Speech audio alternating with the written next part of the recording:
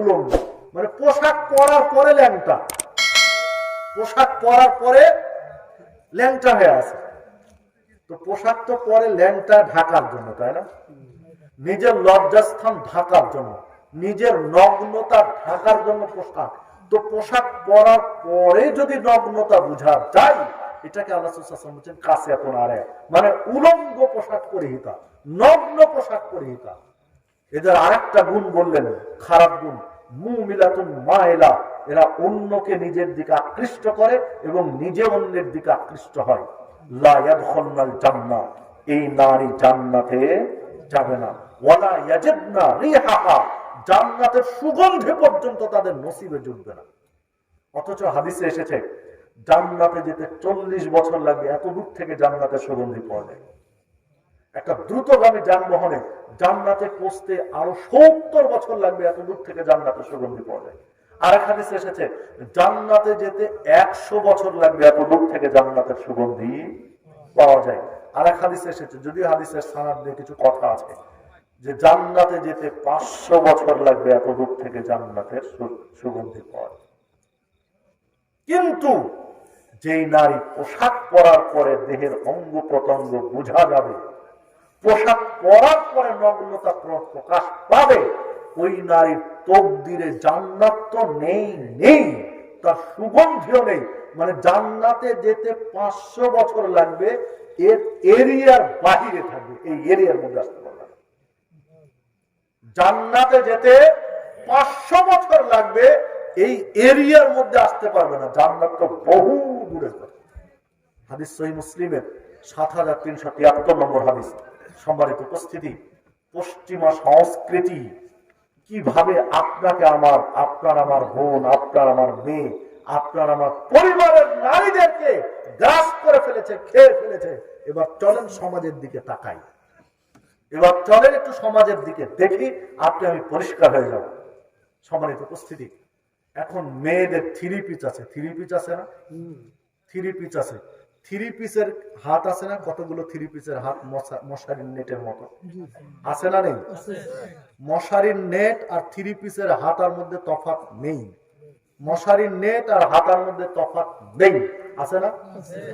আপনার টাঙ্গাইল, যে বাংলাদেশের যে জেলায় যে শহরে যাবেন, প্রত্যেকটা শহরে 3 পিস পাবেন। প্রত্যেক শহরের আপনি দোকানে টাঙ্গাইলে চলেন, যদি দেখাতে না পারেন তো হজ করতে আসবেন।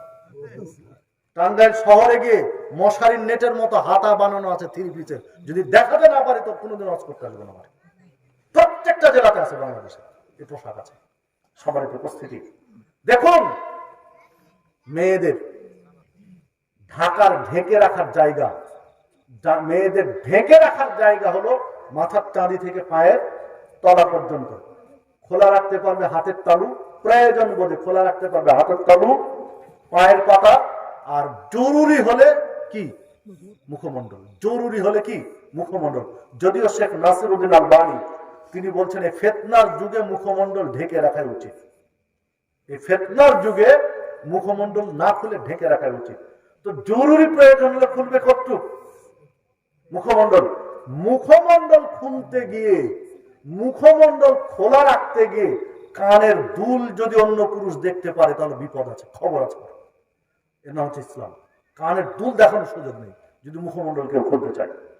সম্মানিত উপস্থিতি, ওই পয়েন্টে পরে আসছে আপনার কাছে। তো যে কথা বলছিলাম যে মশারির হাতের নেটের মতো হাতা বানানো আছে, আছে না? তো কি এই অংশগুলো কি দেখানো একজন নারীর? আল্লাহ রাসূল সাল্লাল্লাহু আলাইহি ওয়াসাল্লাম 1500 বছর আগে বলেছেন পোশাক পরে উলঙ্গ থাকবে, মানে যেটা ঢেকে রাখার কথা ওটা খালি রাখবে। মিলছে না পোশাক? এটা হলো পশ্চিমা সংস্কৃতি, এটা হলো ইহুদি খ্রিস্টানদের সংস্কৃতি। আপনি হাজী সাহেব, আপনি মসজিদের খতিব, আপনি মাদ্রাসার প্রিন্সিপাল, আপনি পরহেজগার মানুষ, আপনি তাহাজ্জুদ গুজারি মানুষ, আর আপনার মেয়ে মশারির নেটের মতো হাতা পরে ঘুরে পশ্চিমা সংস্কৃতি পালন করে, এটা কিভাবে হতে পারে?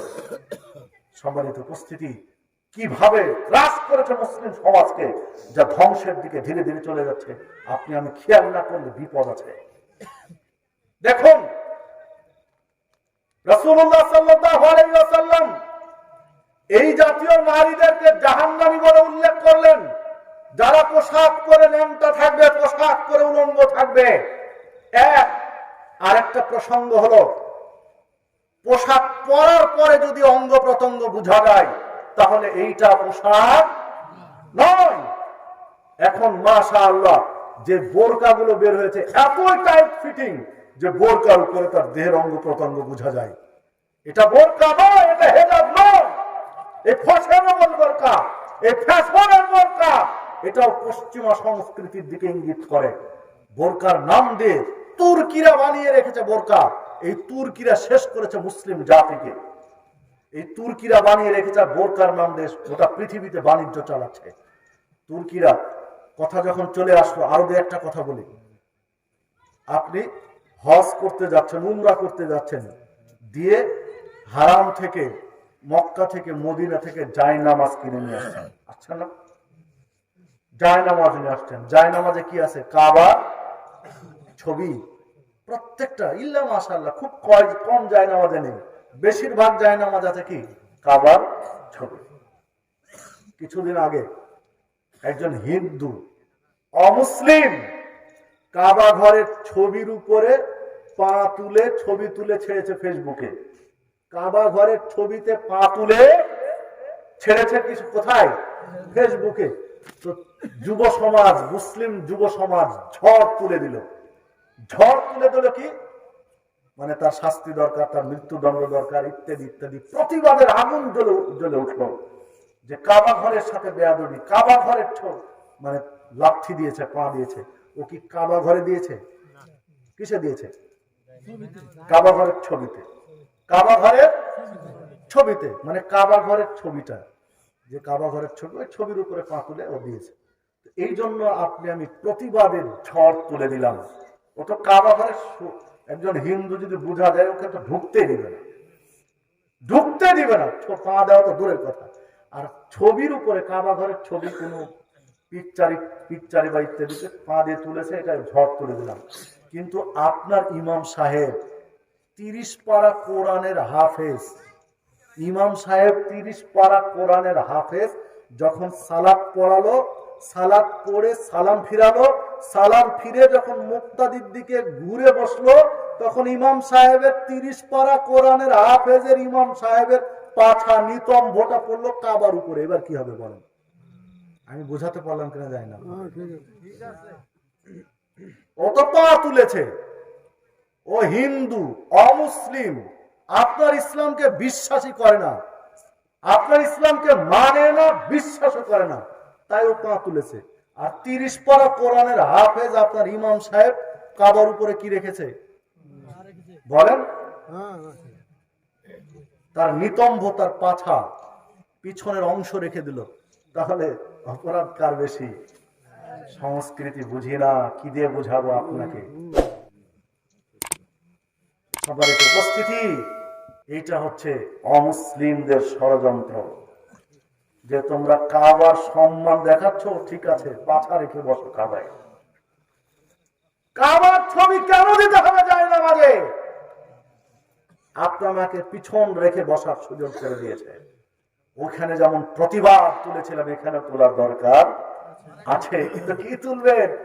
প্রত্যেকটা মসজিদে তো হালাকি করছে। সেটাই, এই সংস্কৃতি থেকে আপনাকে আমাকে বেরিয়ে আসতে হবে।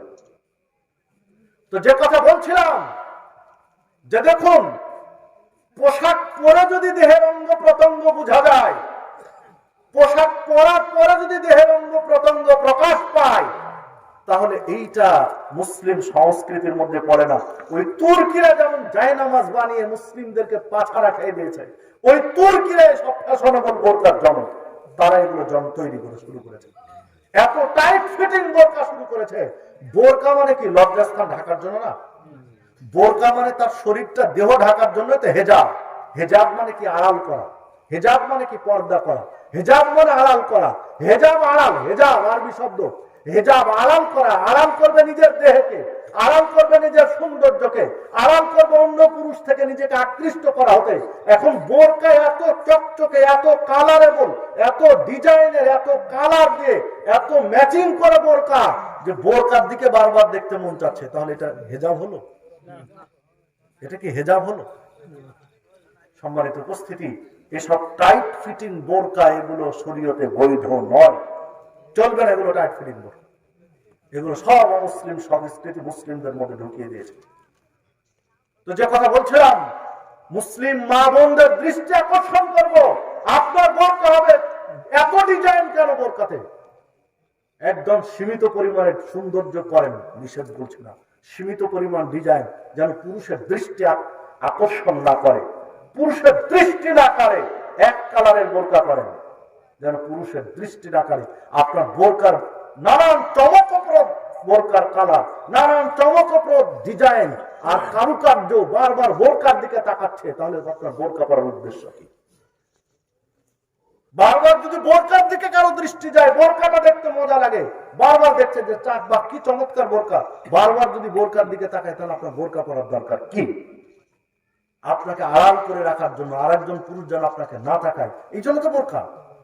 এই বুঝছি না, বিধর্মীদের কালচার সংস্কৃতির মধ্যে পা দিয়ে আপনার আমার ঈমান নষ্ট করছে, আমল নষ্ট করছে, আপনার আমার বিপদ ডেকে নিয়ে আসছে এগুলোতে।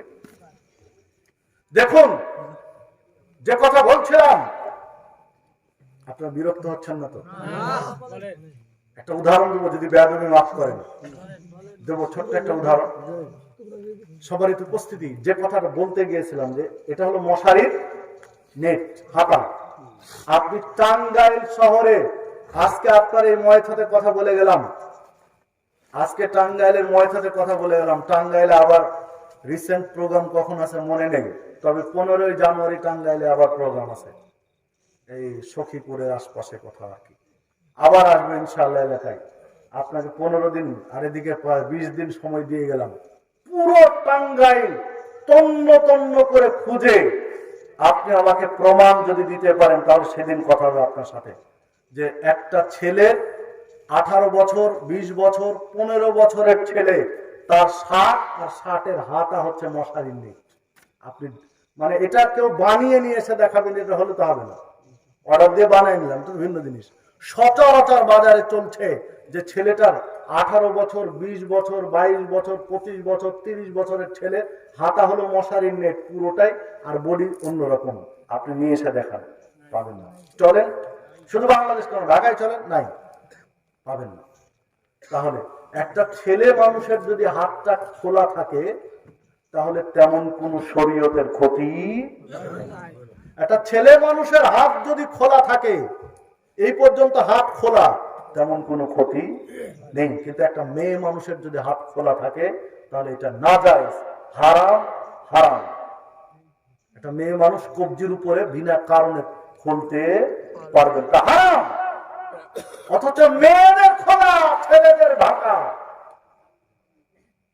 না চলেন, বাস্তবতায় চলি। ঢাকা বিশ্ববিদ্যালয় থেকে ইংরেজিতে মাস্টার্স পাস করে এসেছে, গ্রাজুয়েট পার্সেন্ট আপনার ময়থার ছেলে। কথার কথা, ঠিক পার্শ্ববর্তী এলাকা নলুয়া, সখীপুরের বা বাসাইলের একজন মেয়ে, ও দর্শনে ধরেন মাস্টার্স করে এসেছে ঢাকা বিশ্ববিদ্যালয় থেকে। দুইজনের মধ্যে পরিচয় হয়েছে, বিয়ে করেছে দুইজন, চাকরি করে কলেজে ছেলে, মেয়ে চাকরি করে বা করে না। এখন বিয়ে করে 1 সপ্তাহের মাথায়, 8 দিনের মাথায়, 5 দিনের মাথায়, 3 দিনের মাথায় আপনার এই শিক্ষিত ছেলে, ওই শিক্ষিত বৌমা, দুইজন বাড়ি থেকে কোন পোশাকে বের হচ্ছে আপনি এবার একটু দেখেন। বাস্তবতায় বর্তমান সময়, কারণ দুইজন উচ্চ শিক্ষিত বিশ্ববিদ্যালয় থেকে পাস করেছে সর্বোচ্চ ডিগ্রি নিয়ে। দেখেন, শীতের দিন যদি হয় বা গরমের দিন হলো, হালকা শীত, গরমের দিনেও দেখেন ছেলেটা পরে আছে আগে সেন্টু গেঞ্জি, তাই না? সেন্টু গেঞ্জি, তার উপরে ফুল হাতা শার্ট, তার উপরে কি ফুল হাতা শার্ট, ফুল হাতা শার্টের বুতাম লাগানো, এই মাথায় কি শার্টের বুতাম আছে না, ফুল হাতা শার্ট, সব বুতাম লাগানো, ফুল হাতা শার্ট সব বুতাম লাগানো, এই জায়গায় বুতাম লাগানো। যদি এইভাবে হাতটা তুলে, তাহলে হাতটা কতটুকু নামবে নিচে? 1 ইঞ্চি, সর্বোচ্চ কবজি থেকে 1 ইঞ্চি নামবে, তার চেয়ে বেশি বা আর একটু বেশি, তার চেয়ে বেশি। যতই উপরে হাত তুলুক, হাত নামবে না, কারণ কি লাগা আছে? সেফটি দেওয়া আছে, সেফটি, নিরাপত্তা দেওয়া আছে এই জায়গায়। বুতাম দিয়ে সেফটি লাগানো আছে ছেলের। তারপরে দেখেন ওই ছেলে পুরো বুতাম লাগিয়েছে, বুতাম লাগিয়ে কলারের শেষ বুতামটাও লাগায়, শেষ বুতাম লাগিয়েও সেফটি দেখেন। আবার যেহেতু শিক্ষিত ছেলে, টাই দিয়ে সুন্দর করে টাইট করে বাঁধে, যদি বুতামও ছিঁড়ে যায় টাই দিয়ে বাঁধা আছে। এক বুতাম সেফটি, আবার সেফটি কি টাই, মানে গলার ভিতরে একটা পশমও দেখার সুযোগ নেই। এরপর দেখেন আন্ডার প্যান্ট পরে আছে, এখানে শেষ নয়, পরে আবার কথা আসছে। আন্ডার প্যান্ট পরে আছে, আন্ডার প্যান্টের উপরে ফুল প্যান্ট পরে আছে। ফুল প্যান্টের কাপড় পাঞ্জাবির মতো না এই কার্পেটের মতো মোটা? কার্পেটের মতো মোটা কাপড়ের, কার্পেট চটের মতো মোটা কাপড়ের ফুল প্যান্ট। এরপরে দেখেন মোজা পরে আছে, মোজার পরে শু, কয়টা প্রোটেকশন? দুইটা। এরপরে দেখেন যে শার্টটা পরে আছে, একদম বাস্তবতা আপনাকে তুলে ধরছি যে সংস্কৃতি কিভাবে নষ্ট করেছে আপনাকে আমাকে। এই শার্ট পুরো ঢুকিয়েছে কোথায়? প্যান্টের ভিতরে। প্যান্টের ভিতরে ঢুকে টাইট করে প্যান্ট বাঁধা আছে, আছে না? তারপরেও যদি খুলে যায় আবার বেল্ট লাগিয়েছে। কয়টা সেফটি হলো? দুইটা। একে তো প্যান্ট টাইট করে বাঁধা আছে বুতাম, আবার আরেকটা সেফটি বেল্ট দিয়ে টাইট করে বাঁধা আছে। যদি ও বাঁকা হয়, এইদিকে বাঁকা হোক বা উপর হয়ে বাঁকা হোক, দেখা যাবে কোনো জিনিস? শরীরের কোনো অঙ্গ দেখা যাবে? এরপরে দেখেন যেই কালারের বা যেই মোটা কাপড়ের প্যান্ট ছিল, ওই রকম মোটা বা তার চেয়ে মোটা কাপড়ের কোট পরে আছে। শার্টের উপর আবার কোট, মোটা কাপড়ের কোট। যেমন মোটা কাপড়ের প্যান্ট তেমন মোটা কাপড়ের কোট। এরপরে দেখেন এত কিছু পরার পরে হোন্ডা নিয়ে যাচ্ছে বাবু সাহেব। হেলমেট, হেলমেট না পরলে তো আর এক বিপদ আছে, আবার হেলমেট পরেছে। এবার আপনাকে জিজ্ঞাসা করি, আপনি হাজী সাহেব মানুষ, আপনি এলাকার মোড়ল মাতাব্বর, বলেন তো এই ছেলেটা আপনার, এই ছেলেটার মাথার চাঁদি থেকে পায়ের তলা পর্যন্ত একটা পশম দেখার সুযোগ আছে? আপনি আমার বুঝান দেখি, সুযোগ আছে? মাথার চাঁদি থেকে পায়ের তলা পর্যন্ত একটা পশম দেখতে পাবেন না আপনি। সব ডবল সেফটি আছে, সব জায়গায়, সব জায়গায় ডবল সেফটি আছে, আছে না নেই? আর বাবু সাহেব যে হোন্ডা স্টার্ট দিল, আর হোন্ডার পিছনেই তার নববধূ, নতুন স্ত্রী, কয়েকদিন আগে বিয়ে করা, তার যে পোশাকটা বলার ভাষা আমার জানা নেই, বলতে পারবো না, বললে সমস্যা। তার পোশাকের কত জায়গা শরীরের খোলা আছে, যদি আপনি হিসাব করেন তাহলে শরীরের 3 ভাগের 1 ভাগ খোলা, 2 ভাগে কাপড় আছে। ভুল বললাম? দেখেন পোশাক যে পরে আছে, কোনটার হাতা এই পর্যন্ত নাই। ও ব্লাউজ পরে থাকুক, তাই 3 পিস পরে থাকুক, বা লেহেঙ্গা পরুক, বা যাই পরুক, কোনটার হাতা এই পর্যন্ত নাই, কবজি পর্যন্ত নাই। কোনটার হাতা কবজি পর্যন্ত নাই, যেটাই পরে থাকুক। দ্বিতীয়ত হলো, ও যদি অন্য কোনটার হাত একটু বড় হয়, হাত তুলতে বলেন, দেখেন কত দূর নিচে নামে। আমি তো দুটাই আপনাকে দেখাচ্ছি পাশাপাশি, যে কোথায় পশ্চিমা সংস্কৃতি, ইহুদি খ্রিস্টানদের সংস্কৃতি কিভাবে মুসলিমদেরকে ধ্বংস করেছে, আপনি শুধু চোখ দেন, আপনাকে দেখাচ্ছি। দেখেন এভাবে হাত তুলতে বলেন ওই নতুন মেয়েটাকে, নতুন স্ত্রীকে, দেখেন হাত কোথায় গিয়ে ঠেকে, কাপড় কোথায় গিয়ে নামে। দ্বিতীয়ত দেখেন যে একটা পুরুষের মৌলিক সতর কি না, হাঁটু থেকে নাভি, নাভি থেকে হাঁটু, মূল, তারপরে মূল অংশগুলো শরীরে ঢাকলে চলে। আর ছেলের কলারে বোতাম, আবার টাই দিয়ে বাঁধা, কি সেফটি, আবার নিচের দিকে প্যান্ট নামিয়ে দিয়ে টাইট করে বাঁধা, বেল্ট দিয়ে, কত সেফটি। আর ওই নতুন বৌমা, হাজী সাহেব আপনি চোখে আঙ্গুল দিয়ে দেখায় আপনার নতুন বৌমা যদি শাড়ি পরে, নতুন মানুষ তো শাড়ি পরে বিয়ের পরে বেড়াতে গেলে, খালার বাড়িতে, ফুপুর বাড়িতে, নানার বাড়িতে, ও যে শাড়ি পরে আছে, ওই শাড়ির ব্লাউজের পর থেকে শাড়ির গোড়া পর্যন্ত 4-6 আঙ্গুল জায়গায় রাউন্ড করে কোনো কাপড় নাই।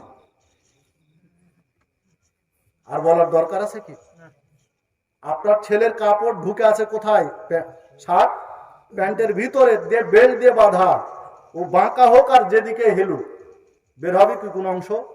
আর আপনার বৌমা তো বাঁকা হওয়া লাগবে না, এমনিতে বের হয়েছে রাউন্ড করে কয়েক ইঞ্চি, কাপড়ই নাই, বের হওয়া তো না হওয়া পরে কাপড়ই নাই ওইটুকু। আপনার ছেলে কলারওয়ালা শার্ট, কলারে বুতাম আবার টাই, আর আপনার বৌমার রাউন্ড করে গলার কাছে কাপড়ই নাই, কাপড়ই নাই, বের ঢাকা খোলা তো পরেন সব। আপনার ছেলের কলারওয়ালা একদম চুল পর্যন্ত ঠেকে আছে শার্টের কলার দিয়ে, আর আপনার বৌমার পিঠের চুল থেকে নে প্রায় 1 বিঘা অর্ধ হাত জায়গায় কোনো কাপড় নাই, কাপড়ই নাই। সম্মানিত উপস্থিতি, এইভাবে আপনাকে যদি বলতে যায় আপনার ছেলের হাতা এই পর্যন্ত আর আপনার বৌমার হাতা এই পর্যন্ত, একটার পর একটা বলতে গেলে বিপদ আছে, বলা মুশকিল। অনেকে অন্যরকম ভাববেন, আমি অন্যরকম না। বাস্তবতা যেটা আপনাকে সেটা আমি বলতে চাই, বাস্তবতা এটা। দেখুন, এই পোশাক দিয়ে আপনার ছেলে পরে আছে হেলমেট, আর আপনার বৌমার মাথায় কাপড়ই নাই। হেলমেট কি কাপড়ই নাই আপনার বৌমার মাথায়, আর আপনার ছেলে পরে আছে হেলমেট। সম্মানিত উপস্থিতি, লজ্জা শরম সব উঠে গেছে। মা বোনদের দৃষ্টি আকর্ষণ করছি, যদি রাগ ধরে তো পরে রাগ ধরান, আগে শুনেন আমি কি বলতে চাচ্ছি, আগে শুনেন, তারপরে আপনার কথা থাকলে পরে চিৎকার আপনার পরে, আগে শুনেন। শুনছে তো? হ্যাঁ, আপনাদেরকে কথা বলি, আমি শুনেন, আমি আরো কি বলতে চাই শুনেন। এই যে সংস্কৃতি কিভাবে শেষ করলো মুসলিম সমাজকে। একজন মুসলিম মহিলা, আমি আপনার ঘরের কথা বলিনি, আপনার ঘরে আপনি কিভাবে থাকবেন, আপনার স্বামীর কাছে আপনি কিভাবে থাকবেন এই কথা আমি বলতে চাই না, আমি বাহিরের কথা বলছি, বাহিরের কথা। আপনার বাহিরের নিয়ে আমার আলোচনা। আপনার স্বামীর কাছে আপনি কাপড় পরে থাকবেন না কাপড় ছাড়া থাকবেন সেটা আপনাদের ডিসিশন, আমার নয়। কাপড় পরে থাকবেন না ছাড়া থাকবেন সেটা আপনার সিদ্ধান্ত নিন, ওই বিষয়ে আমার কোনো কথা নেই। আমার কথা হলো বাহিরে বের হয়েছেন, যখন লোকালয়ে বের হয়েছেন, মানুষের কাছে বের হয়েছেন, তখন কেন এই পোশাক? এই পোশাক হলো ইহুদি খ্রিস্টানদের, এই সংস্কৃতি হলো পশ্চিমাদের, যে সংস্কৃতির মধ্যে ডুবে গেছে বর্তমান মুসলিম সমাজ। এইটা থেকে যদি ফিরাতে না পারি তাহলে আগামী দিন, বর্তমানেই তো বাংলাদেশ ধর্ষণের একটা পুরো রাজ্যে পরিণত হচ্ছে, ধীরে ধীরে হচ্ছে না? ধর্ষণের যে চিত্রগুলো লকডাউনের মধ্যে পড়ে চোখে পড়েছে, তা যে কোনো বিবেকবান মানুষ আটকে উঠতে হয়।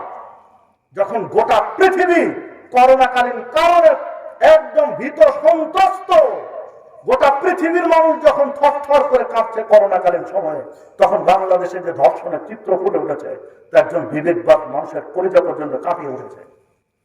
ছেলের বয়সী যুবকরা 5 জন 6 জন ছেলের বয়সী যুবক মায়ের বয়সী মেয়েকে উলঙ্গ করে ভিডিও করছে, আর কতবার বাপ বাপ বলে তাদের কাছে ক্ষমা চাচ্ছে, অথচ কোনো রক্ষা হয়নি। কি দিয়ে বুঝাবেন যুব সমাজকে? কোথায় গিয়ে দাঁড়িয়েছে আপনার আমার সংস্কৃতি, কোথায় গিয়ে দাঁড়িয়েছে আপনার আমার কালচার? একটু হিসাব করেন। এটা তো টাঙ্গাইল বাসাইল থানা, তাই নয় কি? 2-3 বছর আগের কথা বলছি। আপনার বাসের নামও বলতে পারবো, আমি ঘৃণা জন্মাতে চাই না বাসের নাম বলে। বগুড়াতে উঠেছে একজন মহিলা, নামবে গিয়ে ময়মনসিংহে। যাত্রী ঈদের 2 বা 3 দিন আগে যাত্রী নামতে নামতে মধুপুর যেতে যেতে সব যাত্রী নেমে গেছে, আর যাত্রী নেই, ও একাই আছে। টাঙ্গাইলের যে মধুপুর জঙ্গল আছে না, এই জঙ্গলের ভিতরে মেয়েটাকে নিয়ে, ও বগুড়ার মেয়ে, বারবার ভাইয়ের সাথে কন্ট্যাক্ট করছে যে আমি ভাই কি করব, মানুষ তো নেমে যাচ্ছে। এক পর্যায়ে সবাই নেমে গেছে, আমি কি করব? তো শেষ পর্যন্ত ওর ভাই ওকে ফোনে বলছে যে পরের স্টপ যেখানে দাঁড়ানো ওখানে তুমি নেমে যাও, তারপরে বাকি ব্যবস্থা হবে। এই কথা বলতে বলতে একসময় ফোনে আর লাইন নাই, ফোনের লাইন আউট, ফোন বন্ধ। তখন থেকে ওর ভাই তো বলছে যে কোনো একটা দুর্ঘটনা হয়ে গেল। নাই তো নাই নাই নাই। পরের দিন খুঁজেই পাওয়া গেল না কিছুই। পরের দিন শেষ পর্যন্ত এসে পাওয়া গেল যে পেপারে লাশের ছবি দেওয়া আছে, যে একজন বেওয়ারিশ লাশ। ভাই ছুটে এসে থানায়, আপনার মধুপুর থানায় এসে শনাক্ত করলো ওটা বোনের লাশ। শেষ পর্যন্ত গাড়ির উপরে মামলা হলো, গাড়ির স্টাফ কে ছিল, কতটায় গাড়ি ছাড়া, যেহেতু ভাইয়ের সাথে কথা হচ্ছে, ওই সূত্র ধরে গাড়ির পুরো স্টাফকে যখন অ্যারেস্ট করা হলো, রিমান্ডে গিয়ে স্বীকার করলো যে হ্যাঁ 7 জন মিলে মেয়েটাকে ধর্ষণ করেছে জঙ্গলে। তারপরে যেন কেউ বুঝতে না পারে, কেউ জানতে না পারে, এই জন্য তাকে ওন্না পেঁচিয়ে হত্যা করে ফেলে দিয়েছে। তো আমার প্রশ্ন যেটা আপনার কাছে, এই সভ্য সমাজের বুদ্ধিজীবীদের কাছে, কথিত বুদ্ধিজীবীদের কাছে আমার প্রশ্ন যে এরা মানুষ? এই 7 জন যদি মানুষ হয়, এই 7 জন যদি মানুষ হয়, তাহলে আপনি আমি কি? ওরা মানুষ নয়, ওরা জানোয়ারের কাতারও পড়ে না। কেন পড়ে না? দেখেন, পশুর কাতারও পড়ে না, ওরা পশুর চেয়েও খারাপ। কারণ একটা মেয়েকে নগ্ন করে একটা পুরুষ নগ্ন হয়ে ধর্ষণ করছে, আর তাকে পুরো রিমান্ডের ঘটনা, রিমান্ডে গিয়ে সব স্বীকার করেছে, ড্রাইভার হেল্পার থেকে শুরু করে সব মিলে স্বীকার করেছে যে একজন ধর্ষণ করেছে আর বাকিরা তাকে কি করেছে? সহযোগিতা করেছে।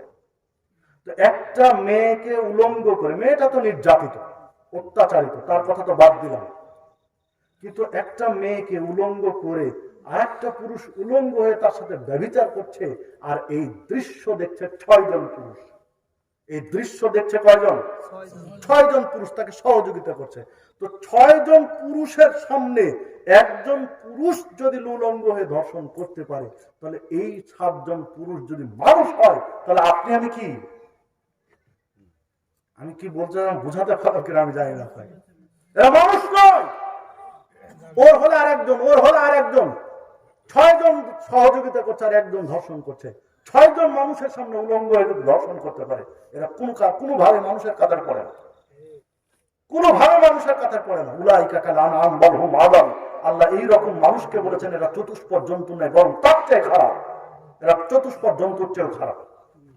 দেখুন, শুধু আপনার টাঙ্গাইল নয়, বাংলাদেশ নয়, পৃথিবীর মধ্যে খুঁজে পাওয়া কঠিন আছে যে একটা প্রাণী, যে প্রাণীর কাছে আত্মতৃপ্তি লাভ করেছে, জৈবিক চাহিদা পূরণ করেছে, একটা গাভী, ষাঁড় আর গাভী পরস্পরের তৃপ্তি লাভ করেছে, এরপরে ওই ষাঁড় আবার ওই গাভীকে শিঙের গুঁতো দিয়ে মেরে ফেলেছে, পৃথিবীর ইতিহাসে আপনি খুঁজে পাবেন?